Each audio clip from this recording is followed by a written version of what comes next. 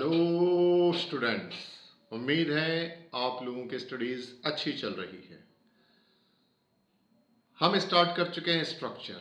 हमने बात की थी कि स्ट्रक्चर एक यूजर डिफाइंड डाटा टाइप है। स्ट्रक्चर को क्रिएट करने के लिए स्ट्रक्ट कीवर्ड यूज किया जाता है। स्ट्रक्चर को 3 स्टेप्स में हमने बनाया था। सबसे पहले हमने स्ट्रक्चर को डिफाइन किया था, फिर स्ट्रक्चर का वेरिएबल डिक्लेयर किया था, फिर उसके मेंबर्स को मेंबर एक्सेस ऑपरेटर से अर्थात डॉट ऑपरेटर से एक्सेस किया था। लास्ट प्रोग्राम में हमारे को एक स्क्रीन पर प्रोग्राम दिख रहा है। एक स्ट्रक्चर है जिसका नाम है स्टूडेंट।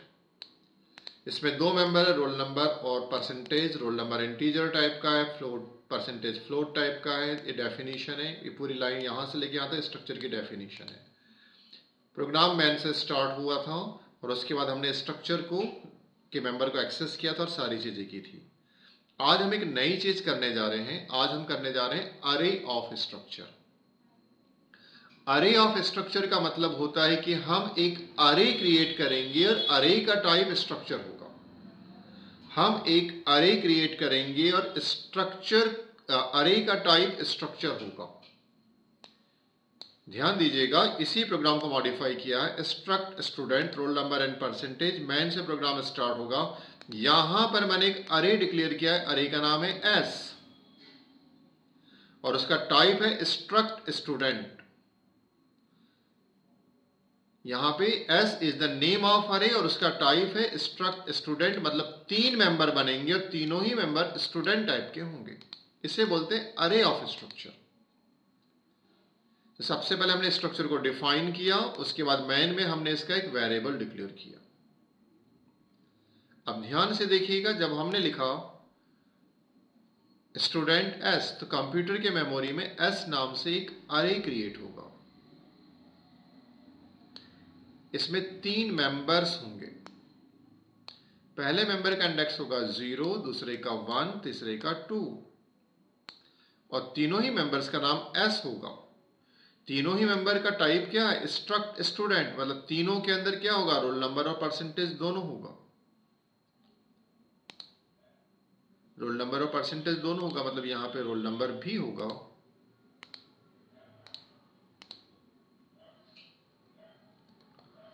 और साथ में परसेंटेज भी होगा।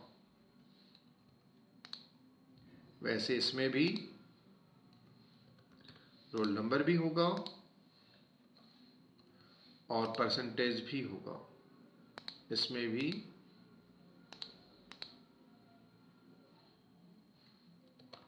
रोल नंबर होगा और साथ में परसेंटेज भी होगा।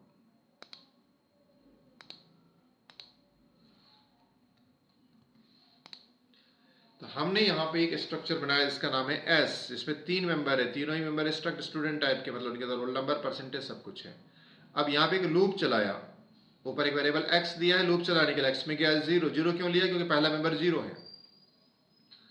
0 is less than 3, condition two नीचे आएगा, मैसेज आएगा इंटर वैल्यू फॉर एस और परसेंटेज डी। अभी एक्स की वैल्यू 0 है, एस 0, पहली वैल्यू एस 0 के लिए जाएगी। फिर एक्स प्लस प्लस होगा, एक्स होगा 1, कंडीशन टू नीचे आएगा इंटर वैल्यू फॉर एस 1, अगली वैल्यू एस 1 के लिए जाएगी, फिर एस 2 के लिए जाएगी। पहली वैल्यू में रोल नंबर परसेंटेज डालेंगे एस 0 के लिए, फिर एस 1 के लिए, फिर एस 2 के लिए। फाइनली इससे बाहर आ जाएंगे। सेकंड वाले फॉर में हमने इनको प्रिंट करवाया हुआ है। देखो वही लूप चला है, for X equals to 0, X is less than 3, X plus plus. सबसे पहले क्या करेगा? जो भी आपका एस है, एस 0 डॉट रोल नंबर, पहले वाले की वैल्यू प्रिंट करेगा, फिर सेकंड की करेगा, फिर थर्ड की करेगा। अपन चेक करते हैं प्रोग्राम कैसे काम करता है। देखो नीचे फिर किया है, इसके बाद ब्रैकेट क्लोज किया है हमने और फिर गेट सीएस क्लोज हुआ है। तो चलिए इस प्रोग्राम को अपन कंपाइल करते हैं।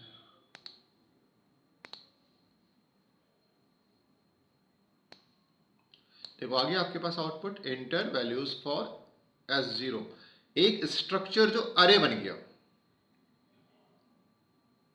एक ऐसा अरे जिसका टाइप स्ट्रक्चर है, एक ज्यादा बेटर है बोलना, एक ऐसा अरे जिसका टाइप स्ट्रक्चर है। तो अरे 0 एस 0 स्टूडेंट 0, उसका रोल नंबर कितना है, मान लीजिए उसका रोल नंबर 111 और उसका परसेंटेज मान लीजिए 44.4। वैल्यू 2 S1 के लिए मान लो उसका रोल नंबर है 123 और उसका परसेंटेज मान लीजिए 78.9।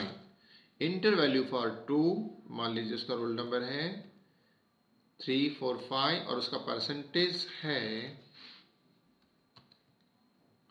87.6। देखो नीचे आउटपुट आ गया।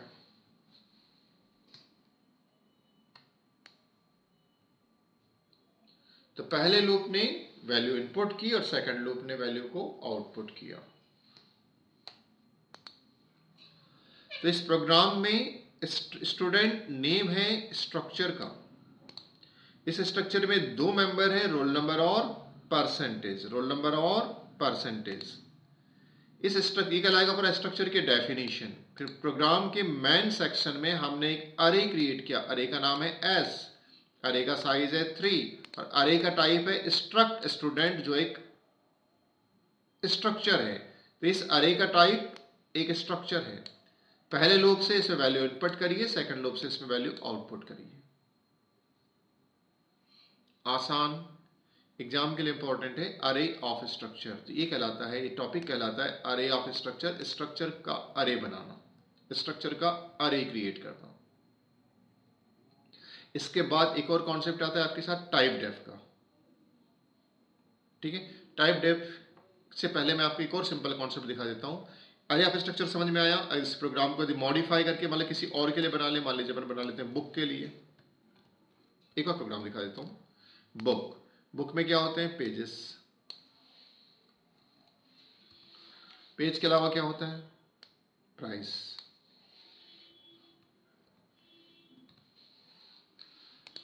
अब अपन इस बार बुक के वेरिएबल क्रिएट करना चाह रहे थे। अपन यहां पे क्या लिखेंगे, स्ट्रक्ट टाइप क्या हो जाएगा, बुक। कितने वेरिएबल क्रिएट करना चाह रहे हैं, मान लीजिए इसका नाम दिया मैंने बी। कितने मेंबर चाह रहे हैं, 1 2 3 4। मान लीजिए इस बार मैंने केवल 2 दिया तो 2 मेंबर बनेंगे। तो यहां पर 2 साइज है अरे का, बी अरे का नाम है और ये अरे का टाइप है स्ट्रक्ट बुक। पर चूंकि इस बार बुक बी बुक टाइप का है, मतलब उसके अंदर पेज और प्राइस होगा। अब एक लूप चलेगा, इंटर वैल्यूज फॉर बी, यहां पे बी कर देते हैं। जो भी टाइप करेंगे इसमें जाएगा B0 में, फिर इसके बाद B1 में। तो जहां जहां पे S है वहां पे B करना पड़ेगा, जहां जहां पे रोल नंबर है वहां पे पेज करना पड़ेगा। परसेंटेज परसेंटेज ही रहेगा, नहीं प्राइस हो गया है।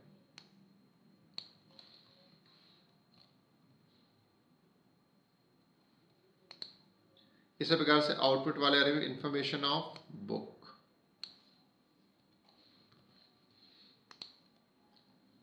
वैल्यूज प्रिंट करेंगे बुक की अर्थात बी की। कैपिटल स्मॉल का ध्यान रखना।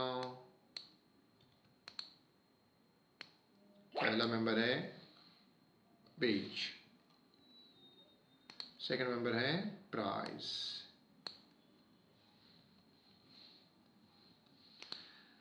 अगर सब कुछ ठीक होगा तो हमारा प्रोग्राम चल जाएगा।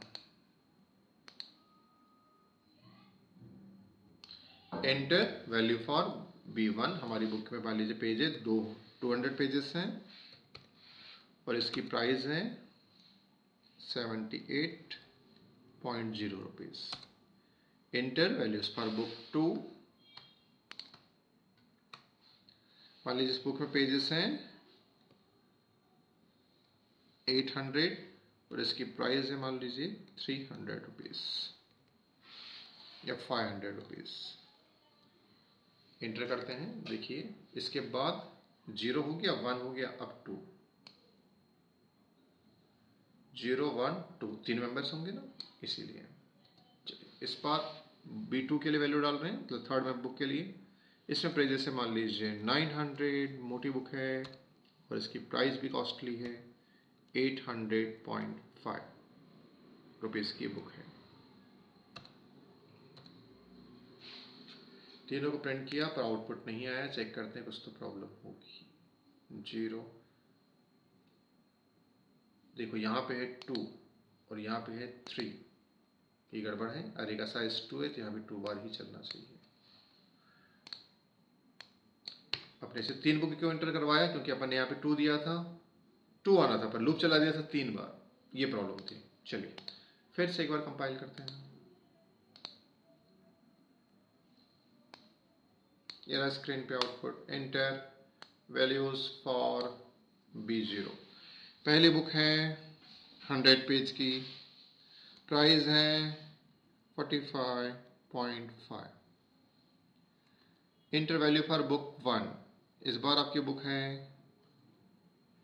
850 पेजेस की और इसकी प्राइस है 560.5। आपने 2 बुक की इंफॉर्मेशन के लिए प्रोग्राम बनाया था, देखिए 2 बुक आ गई। अब प्रोग्राम सही हो गया। तो ये यहां पे एक अरे है, ये उसका साइज है और ये अरे का टाइप है। ये कहलाएगा अरे ऑफ स्ट्रक्चर, क्योंकि एक ऐसा अरे है जिसका टाइप एक स्ट्रक्चर है, अरे ऑफ स्ट्रक्चर, अरे ऑफ स्ट्रक्चर। ठीक है, तो ये कॉन्सेप्ट आई थिंक क्लियर हो गया होगा। इसकी थ्योरी देख लीजिएगा, अरे ऑफ स्ट्रक्चर। इसमें हम सबसे पहले एक स्ट्रक्चर क्रिएट करते हैं, फिर उस स्ट्रक्चर का अरे क्रिएट करते हैं। ये वाला फॉर इनपुट चलाने के लिए है, इनपुट के लिए, और ये वाला फॉर हमारा आउटपुट के लिए। इसके बाद स्ट्रक्चर में एक और टॉपिक आता है, स्ट्रक्चर असाइनमेंट। बहुत आसान टॉपिक है, बहुत आसान टॉपिक है। ये प्रोग्राम थोड़ा सा ठीक ठाक था, अब आपको बहुत आसान प्रोग्राम मिलने वाले हैं। स्ट्रक्चर असाइनमेंट मतलब एक स्ट्रक्चर की वैल्यू को दूसरे में पास करना। जैसे कि स्ट्रक्ट बुक लिखा आपने, इसमें 2 मेंबर्स हैं, पेज और प्राइस। मेन से प्रोग्राम स्टार्ट होगा, स्ट्रक्ट बुक। मैं यहाँ पे इसके 2 वेरिएबल डिक्लेयर करता हूँ डायरेक्टली, B1 और B2। ठीक है, हमने 2 वेरिएबल डिक्लेयर कर दिए। अब अपन B1 में वैल्यू पुट करते हैं, B1 में वैल्यू पुट करते हैं। लूप इस बार हटा देते हैं, तो कोई लूप चलेगा नहीं।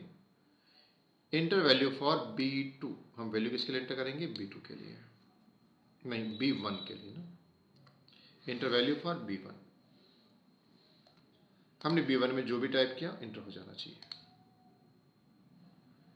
अब इस बार एड्रेस आप क्या हो जाएगा, यहाँ पे B1, वैक्स तो रहेगा नहीं। B1 के पेज और प्राइस में जो भी वैल्यू है वो चले जाएगी। ध्यान दीजिएगा बेटा, B1 के लिए किया है आपने, तो address of B1 dot page, address of B1 dot price, यहाँ पर अरे का सिंबल नहीं लगेगा, अरे थोड़ी बना रहे हैं, तो सिंपल प्रोग्राम है। B1 के पेज और प्राइस वैल्यूज चले गई। अब हम चाहते हैं B1 की वैल्यू B2 में चली जाए, हम चाहते हैं B1 की वैल्यू B2 में चली जाए।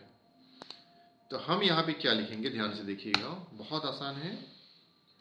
B2 assign B1। जैसे अपन वेरिएबल को असाइन करते हैं, वैसे अपन स्ट्रक्चर को भी असाइन कर सकते हैं। B2 असाइन B1 मतलब B2 में किसकी वैल्यू चली जाए, B1 की। हम जो भी टाइप करेंगे B1 के लिए B2 में चला जाएगा। अब अपन प्रिंट करवा देते हैं B2 को, वैल्यू डाली है B1 में और प्रिंट किसको करेंगे, B2 को। Information of B2, information of B2। इस बार अपने को B2 को प्रिंट करना है।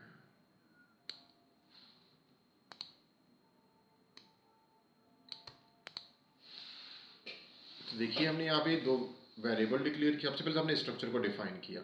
स्ट्रक्चर को डिफाइन करने के बाद स्ट्रक्चर के 2 वेरिएबल डिक्लेयर किए, B1 एंड B2, दोनों ही बुक टाइप के हैं।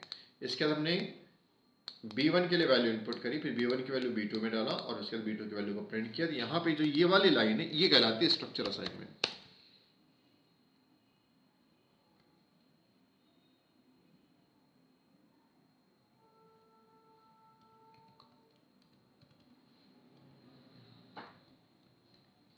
Structure assignment, information of B2, B2 dot page, B2 dot price.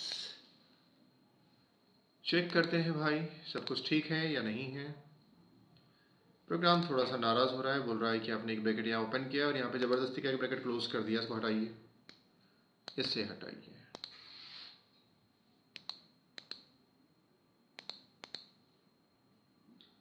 हमारा प्रोग्राम रन हो चुका है। इंटर वैल्यूज फॉर B1 हमने लिखा 111, इतने पेजेस हैं और उसकी प्राइस है 54.5।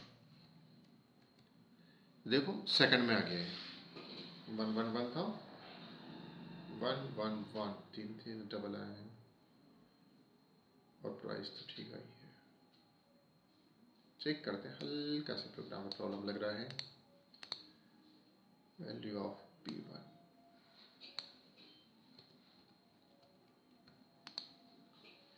B1 dot piece, B1 dot price, B2 dot piece, B2 dot price.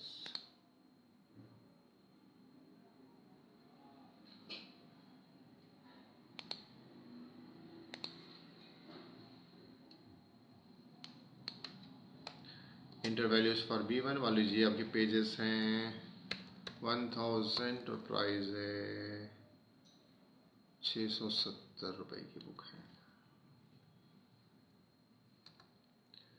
देखो पहले में आपने वैल्यू डाला और आपने प्रिंट किया B2 को, एक स्ट्रक्चर वेरिएबल की वैल्यू दूसरे स्ट्रक्चर में पास हो गई। किस लाइन के द्वारा पास हुई है? इस लाइन के द्वारा।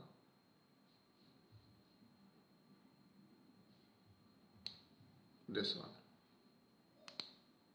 यहां से वैल्यू यहां पास हुई है। ठीक है, ये लाइन रिस्पॉन्सिबल है इस आउटपुट के लिए, जिसने B1 की वैल्यू को B2 में कॉपी कर दिया है। तो जब हम एक स्ट्रक्चर वेरिएबल की वैल्यू को दूसरे स्ट्रक्चर में पास करते हैं, ये कहलाता है स्ट्रक्चर असाइनमेंट। उम्मीद है आपको स्ट्रक्चर असाइनमेंट अब समझ में आ गया होगा।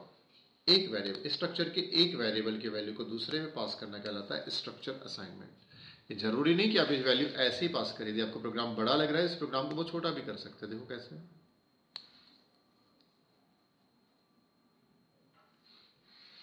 इसमें डायरेक्टली वैल्यू डाल दो।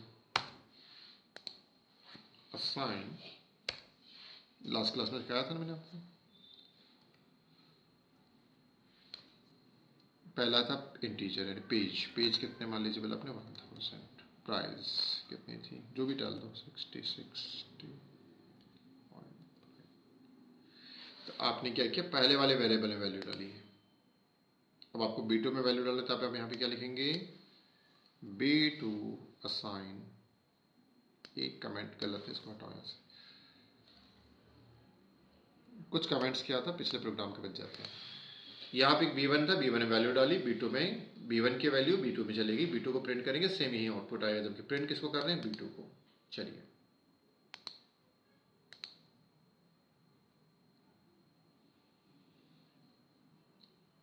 एक एरर दिख रहा है, क्या कह रहा है, बुक B1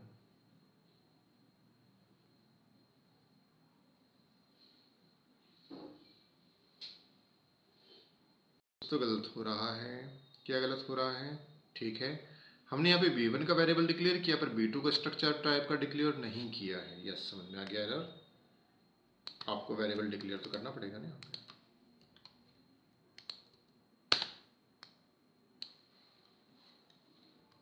तो B2 भी उसी टाइप का होना चाहिए। स्ट्रक्चर असाइनमेंट तब होगा जब दोनों का टाइप सेम होगा। B1 भी बुक टाइप का है, B2 भी बुक टाइप का होना चाहिए। कंपाइल करते हैं। यस, अब ठीक है, कोई एरर नहीं आएगा। हमने ये वैल्यू डाली थी B1 में, प्रिंट करा है B2 का, लेकिन देखो सेम आउटपुट आ गया। हमने वैल्यू किसमें डाली थी, B1 में, फिर B1 की वैल्यू को B2 में, B2 को प्रिंट कराया, आउटपुट सेम आ गया। तो ये कहलाता है स्ट्रक्चर असाइनमेंट। एक स्ट्रक्चर की वैल्यू को दूसरे स्ट्रक्चर में असाइनमेंट ऑपरेटर के द्वारा पास किया जा सकता है। ये कहलाता है स्ट्रक्चर असाइनमेंट। तो पहले मैंने आपको दिखाया अरे ऑफ स्ट्रक्चर, फिर है स्ट्रक्चर असाइनमेंट। अब मैं आपको एक अगला कॉन्सेप्ट दे रहा हूं जो इंपॉर्टेंट है। It is typedef. बहुत आसान है। स्ट्रक्चर के नाम से बच्चे डरते हैं, कुछ भी नहीं रखा है, कॉन्सेंट्रेट करना। टाइप डेफ, टाइप डेफ का प्रोग्राम पूछता है कुछ भी मत करो, इस बुक जो नाम था इसको यहां से हटाओ और इसको यहां लगाओ, नेम नीचे आ जाएगा, ठीक है, और यहां लिखो typedef. Typedef structure मतलब स्ट्रक्चर को हम डिफाइन कर रहे हैं। हमारे स्ट्रक्चर का नाम बुक है, या इस पैटर्न में बुक नीचे आएगा, या एक स्ट्रक्चर का नाम है, ये वेरिएबल नहीं। दूसरा एडवांटेज है कि अब आपको बार बार स्ट्रक्ट लिखने की तकलीफ से बच गए आप। अब आप डायरेक्टली बुक लिखेंगे, जैसे इंटीजर x लिखते हैं, इंटीजर y, फ्लोट y, वैसे बुक b1, बुक b2, बाकी सब कुछ सेम रहेगा। हो गया टाइप डेफ। टाइप डेफ का फुल फॉर्म होता है टाइप डिफाइंड। देखिए आ गया आउटपुट।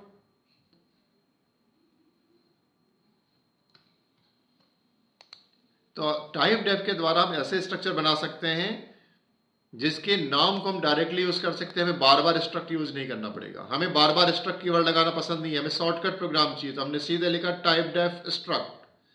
पहला वेरिएबल पेज इंटीजर टाइप का, दूसरा प्राइस फ्लोट टाइप का, बुक यहाँ पे स्ट्रक्चर का नाम है, बुक का पहला वेरिएबल b1 जिसमें गया 1000 और 660.9, फिर b2 खाली था, b1 की वैल्यू b2 में गई, किसको प्रिंट किया, b2 को प्रिंट किया, आउटपुट आ गया।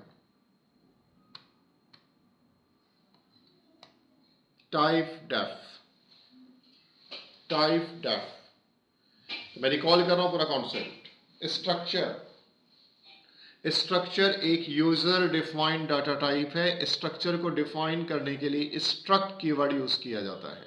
3 स्टेप्स में बनाया जाता है। पहले स्ट्रक्चर को डिफाइन किया जाता है, फिर स्ट्रक्चर का वेरिएबल डिक्लेयर किया जाता है, और उसके बाद स्ट्रक्चर के मेंबर्स को एक्सेस किया जाता है। के मेंबर को एक्सेस करने के लिए डॉट ऑपरेटर लगाया जाता है। देखो यहां पे डॉट लगा है, डॉट ऑपरेटर लगाया जाता है।